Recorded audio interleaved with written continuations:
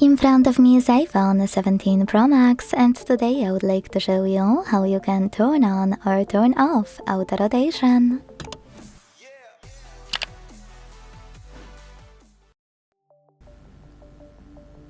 Since I'm recording tutorials for iOS and Android devices for a long time now, I get a question about auto rotation on an iPhone almost every year.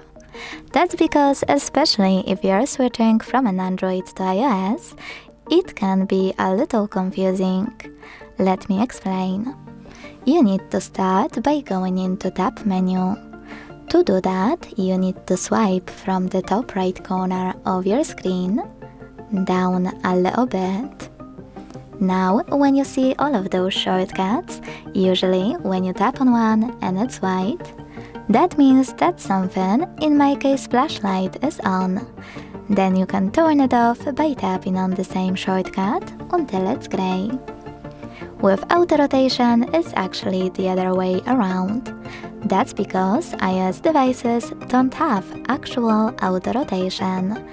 They do have orientation lock. So it works the other way around.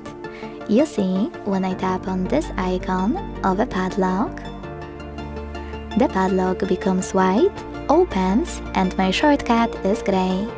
And that means I just unlocked my phone orientation.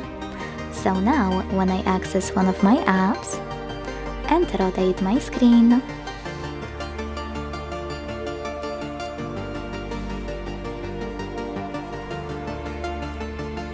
I can switch it within a second. But when I click on the same shortcut again and padlock closes, becomes red and her shortcut is white, my phone is currently locked in chosen orientation. Thanks so much for watching. If you enjoyed this video, leave a like, comment and subscribe. Bye!